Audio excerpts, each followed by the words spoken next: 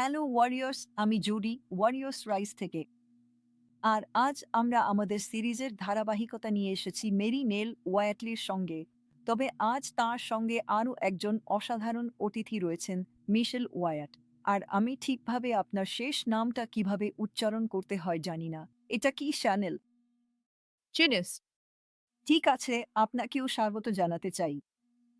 ধন্যবাদ। আজ আমরা কথা বলব সোদম ও গোমরাহ নিয়ে এবং রন যা আবিষ্কার করেছিলেন তা নিয়ে।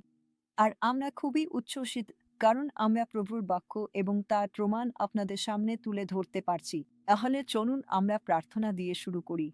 তারপর আমি এগিয়ে যাব এবং হস্তান্তর করব। হে পিতা, আমরা শুধু আপনার মহিমান্বিত ও পবিত্র নামকে মহিমা দিচ্ছি। আজ আমরা আপনাকে স্বাগত জানাই। হে পিতা, আপনাকে এই জায়গায়, এই জুমে, এই ঘরগুলোতে এবং যারা দেখছেন তাদের ফোনেও স্বাগত জানাই। হে ঈশ্বর, আপনার আত্মাকে স্বাগত জানাই। ধন্যবাদ যে আজ আমরা আপনার অনুপ্রাণিত রন হোয়াইটের আবিষ্কারগুলো ভাগ করছি, যা আপনার বাক্যের সত্যতা প্রমাণ করে। সব মহিমা আপনারই, সব সম্মান আপনার। মুখে আপনার প্রশংসা আর হৃদয় আপনার কাছে পবিত্র থাকুক। ভালোবাসি যিশুর নামে আপনার প্রশংসা ও সম্মান করি। আমিন।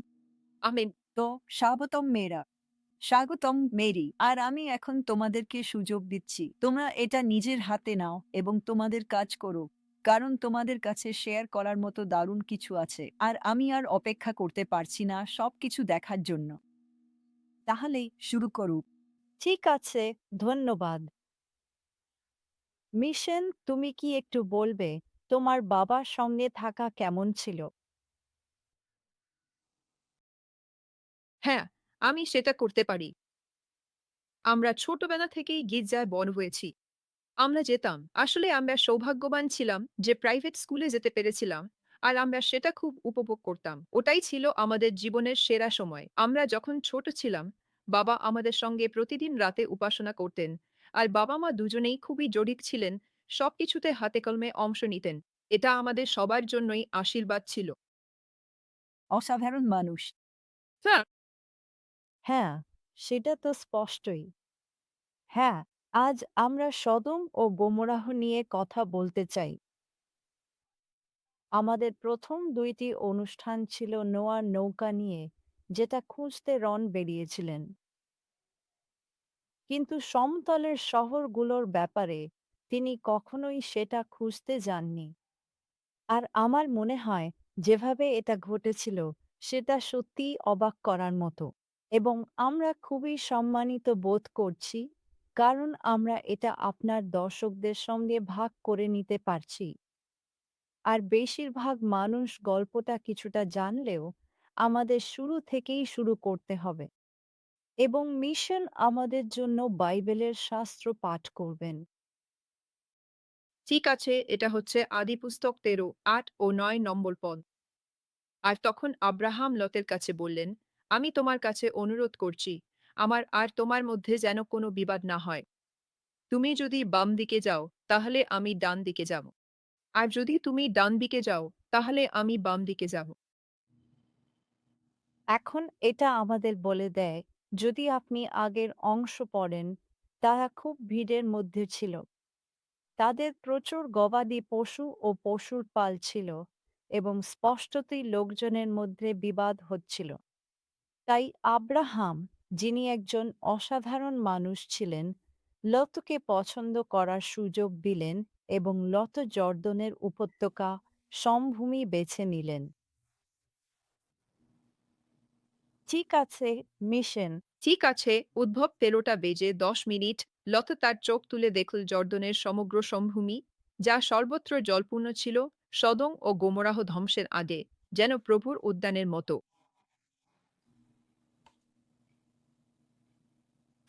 উদ্ভব ১৩টা বেজে ১২ মিনিট। লত সমভূমির শহরগুলোতে বাস করল এবং তার তাঁবু সদমের দিকে খাটাল।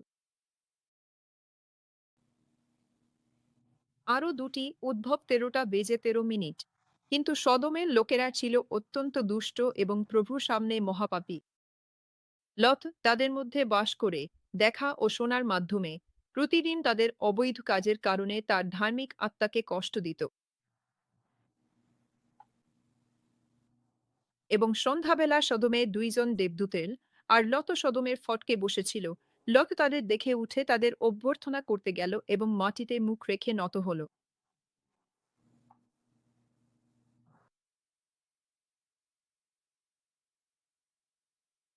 এবং সে খুব ধীরে ধীরে শান্তভাবে এবং গভীরভাবে বলল,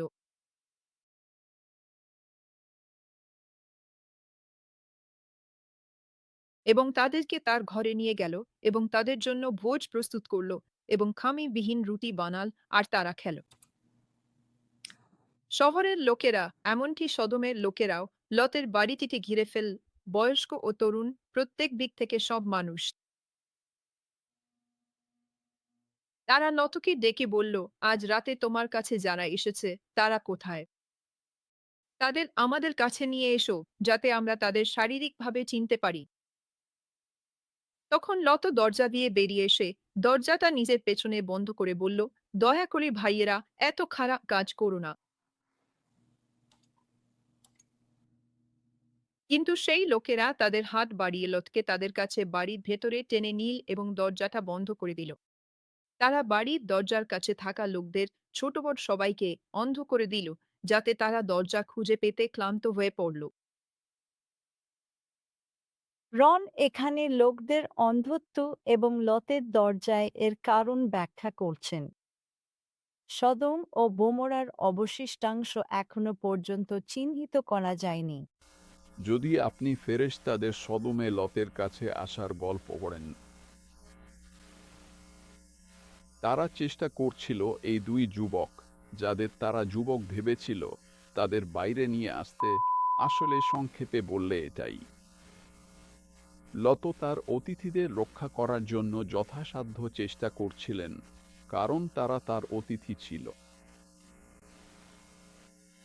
শেষ পর্যন্ত ফেরেশতারা হাত বাড়িয়ে লতকে ভেতরে টেনে নিল, কারণ ওই লোকেরা তার সঙ্গে শারীরিকভাবে জড়িয়ে পড়ছিল। এবং সেখানে লেখা আছে, তারা সদমের লোকদের অন্ধ করে দিল, যাতে তারা দরজা খুঁজতে খুঁজতে ক্লান্ত হয়ে পড়ল। আমি যখন প্রথম এই গল্প পড়েছিলাম এবং শুনেছিলাম, তখন আমি ধরে নিয়েছিলাম যে ঈশ্বর তাদের অন্ধ করেছিলেন, কিন্তু আসলে লেখায় তা বলা হয়নি। ফেরেশতারা অবশ্যই ঈশ্বরের সেই শক্তির মাধ্যমে, যা তিনি তাদের ব্যবহারের জন্য দিয়েছিলেন, তারা ওই লোকদের ওপর এমন কিছু করেছিল যাতে তারা লতের দরজা খুঁজে পেতে অক্ষম হয়। তারা ক্লান্ত হয়ে পড়ার পর নিজেদের বাড়ির পথ খুঁজে পেয়েছিল। তাহলে যদি তিনি এমন জেদি লোকদের কাছ থেকে একটি দরজা লুকিয়ে রাখতে পারেন, যারা কারো বাড়িতে ঢোকার জন্য এতটা দৃঢ় প্রতিজ্ঞ, তাহলে আমি বিশ্বাস করি তিনি সেখানে দিয়ে যাওয়া লোকদের ওপর এমন কিছু করেছিলেন, যাতে তারা এটা দেখতে না পায়, যতক্ষণ না তিনি সেটা দেখানোর জন্য প্রস্তুত হন। এবং লোকেরা লতের কাছে বলল, এখানে কি তোমার জামাই, তোমার ছেলে, তোমার মেয়ে এবং শহরে তোমার যা কিছু আছে তাদের মধ্যে কেউ আছে কি? তাদের এই জায়গা থেকে বের করে নিয়ে যাও, কারণ আমরা এই জায়গা ধ্বংস করব, কারণ তাদের আর্তনাদ প্রভুর সামনে অত্যন্ত বেড়ে গেছে এবং প্রভু আমাদের এটিকে ধ্বংস করতে পাঠিয়েছেন। লত জোয়ারে পালাতে চেয়েছিল, কারণ সেটি ছোট শহর আর শাস্ত্রীয় শহর বিনাশের কথা অনেকে ভাবে। সে বেরিয়ে যাওয়ার পরই তা ঘটেছিল, তবে সেখানে পৌঁছানোর আগে তা ঘটেনি। লত যখন জোয়ারে প্রবেশ করল, তখন সূর্য পৃথিবীর ওপর উঠেছিল। তারপর প্রভু সদম ও গোমরার ওপর আকাশ থেকে গন্ধক ও আগুন বর্ষণ করলেন এবং তিনি সেই শহরগুলো, সমতল ভূমি, শহরগুলোর সব বাসিন্দা এবং জমিতে যা কিছু জন্মেছিল সবকিছু উল্টে দিলেন। কারণ সেই ছিল স্ত্রী, সে তার পেছন থেকে ফিরে তাকিয়েছিল আর সে লবণের স্তম্ভে পরিণত হয়েছিল।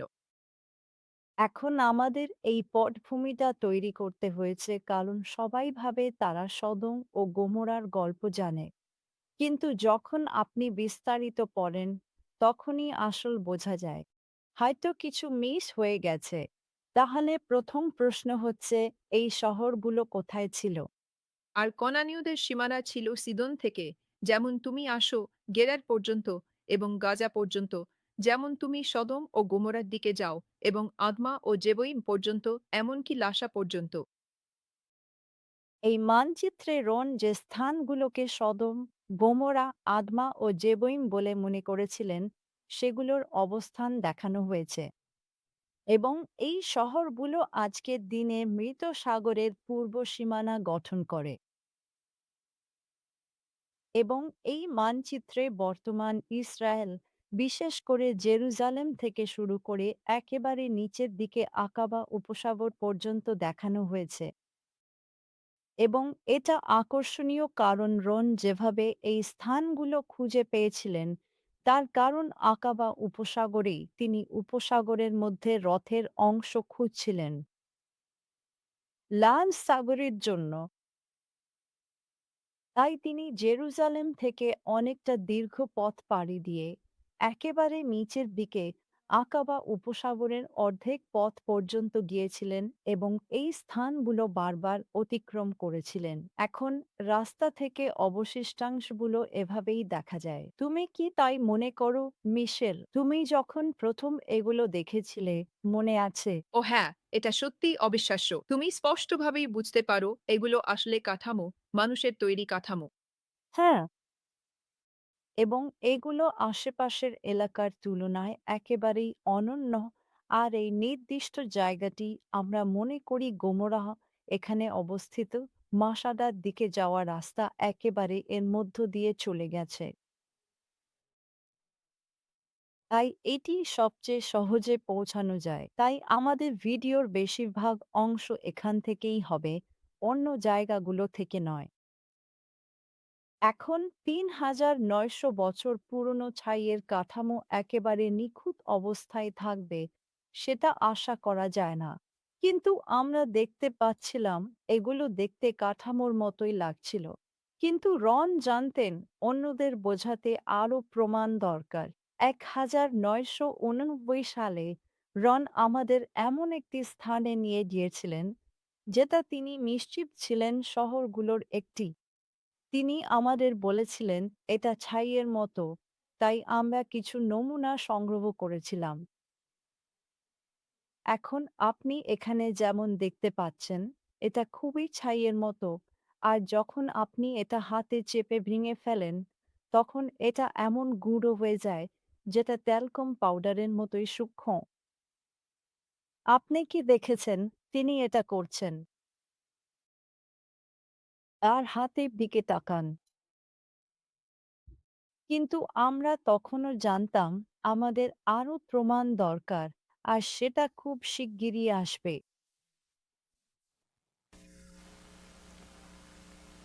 আমি ওখানে বারবার গাড়ি চালিয়ে গিয়েছি, অনেকবার।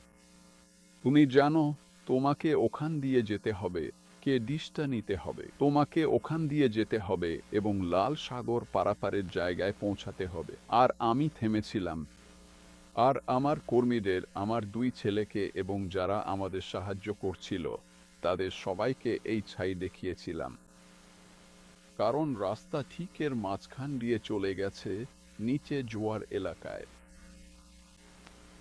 আর জানো, আমি ওদের নরম জিনিসটা দেখিয়েছিলাম। আমি বলেছিলাম এটা নিশ্চয়ই ওই শহরগুলোর অবশিষ্টাংশ। কিন্তু সম্ভবত ১৯৮৮ সাল ছিল, মারিয়ান এল আর আমি ওখানে ছিলাম। আর ও একটা ছাইয়ের টুকরো খুঁজে পেয়েছিল যেটা ফেটে গিয়েছিল, আর তার ভেতরে একটা ছোট গহ্বর ছিল যেটা অবিশ্বাস্যভাবে একেবারে চোখের মতো দেখাচ্ছিল। তাই আমরা ব্যাপারটা নিয়ে একটু অবাক হয়েছিলাম। কিন্তু প্রায় ১ বছর পর আমরা আসলে এই সালফারের গোলকগুলো খুঁজে পেয়েছিলাম। আর যেখানে ওগুলো পুরোপুরি পুড়ে গিয়েছিল সেখানে এক ধরনের গহ্বর ছিল যেটা ঠিক আগের বছর মেরি আর এল যেটা পেয়েছিল তার মতোই ছিল। কিন্তু তখনই আমার মনে হয়েছিল আমাদের কাছে যথেষ্ট প্রমাণ আছে মোটামুটি প্রকাশ্যে আসার জন্য। মজার ব্যাপার ছিল যখন আমি এটা খুঁজে পাই, তখনও আমি রনের সঙ্গে খুব বেশি দিন বিয়ে করিনি। আর আমি এতটাই উত্তেজিত হয়ে পড়েছিলাম। আমি বললাম, আমার মনে হয় আমি একটা চোখের বল পেয়েছি। আমার মনে হয়েছিল ওটা কোনোভাবে বাষ্পীভূত চোখের বল বা এমন কিছু, বুঝতেই পারছো। আর আমি ওকে সেটা দেখালাম। আর ও ছিল একরকম, মানে, ও জানোই তো কিন্তু যাই হোক, ওটা ছিল ভবিষ্যতের ঘটনার একটা ইঙ্গিত। প্রথম যে বিষয়টা আমাদের বুঝতে হবে সেটা হলো বাইবেলে উল্লেখিত ব্রিমস্টোন আসলে কিছুই নয়। এটা সালফার, আর এটা খুব উচ্চ তাপমাত্রায় জ্বলে। আর এর ধোঁয়া সব অক্সিজেনকে সরিয়ে দেয়। আর শুধু এই ধোঁয়া থেকেই খুব দ্রুত মানুষ মারা যেতে পারে।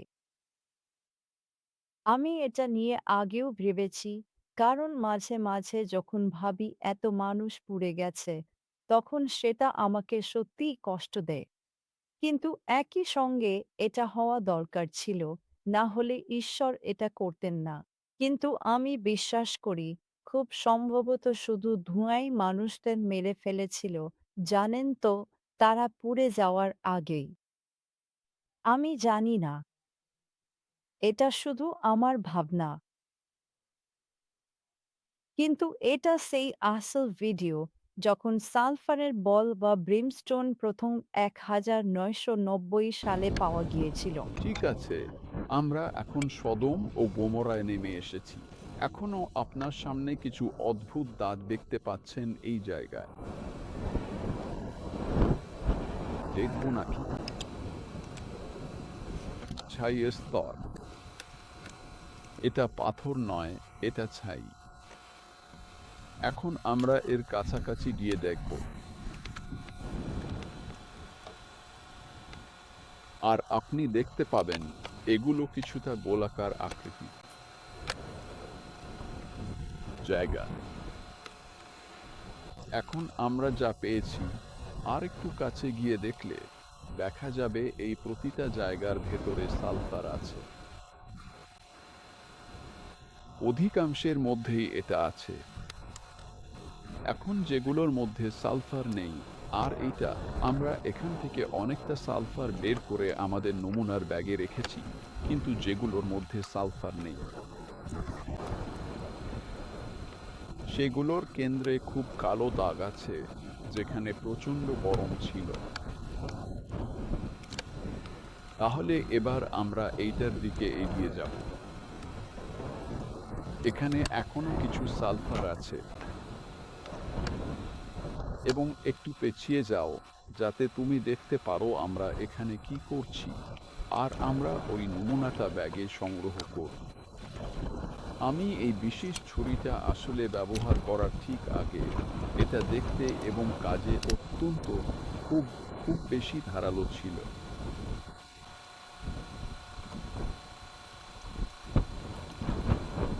ঠিক আছে, এটা এখানে। আর আমরা আরো কিছু সংগ্রহ করেছি। এটার বন্ধ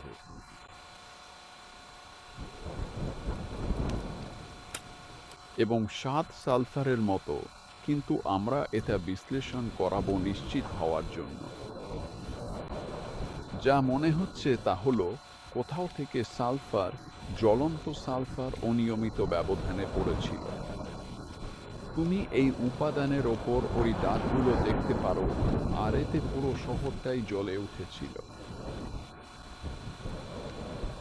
অথবা এমন কিছু যা সালফারের মতো জ্বলে, খুব খুব গরমে জ্বলে। আর এর ফলে যে ছাই তৈরি হয়, তা দহন প্রক্রিয়ার মূল উপাদানগুলোর চেয়ে ভারী। এবং এটা সেই একই সফরের আরো কিছু। আর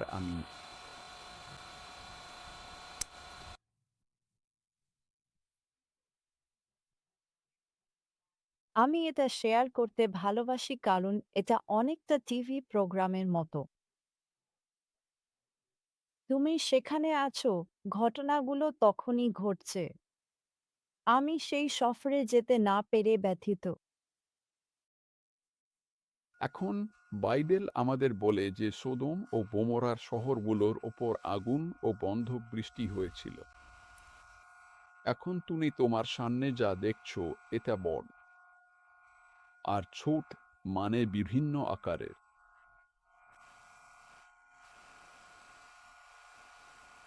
বন্ধকের টুকরো, জ্বলন্ত বন্ধক যেগুলো পড়ে গেছে। এবং আমরা এখানে যা দেখি তা হলো ঈশ্বর এই জ্বলন্ত বন্ধক শহরের ওপর বর্ষণ করেছিলেন।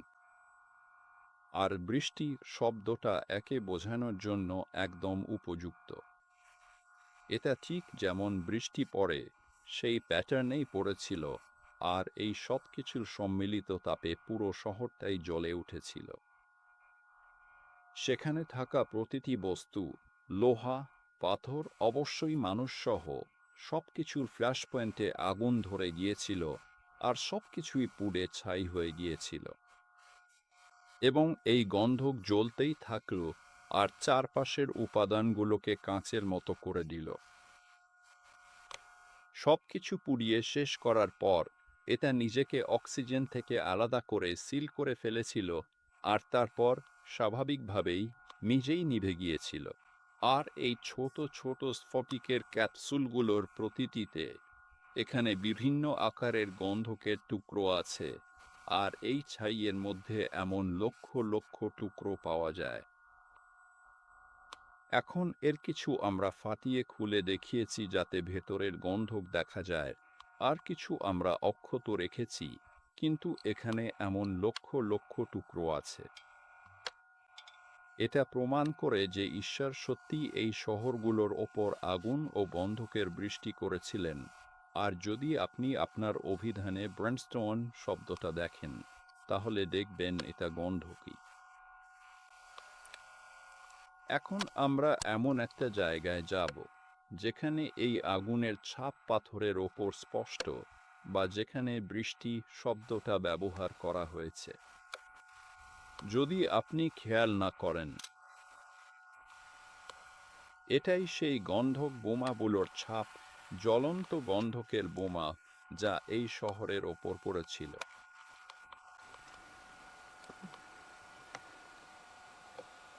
তাই এটা ঈশ্বরের বাণীর নির্ভরযোগ্যতার এক অসাধারণ প্রমাণ। এবং এটাও প্রমাণ করে যে এগুলোই আসলে সমতল ভূমির শহর, অর্থাৎ সোদম ও গোমরা। অবিশ্বাস্য। এখন আমরা উপরের দিকে ক্যামেরা ঘুরাবো, সেই চূড়ার দিকে যেখান থেকে এই নির্দিষ্ট উপাদানগুলো নেমে এসেছিল।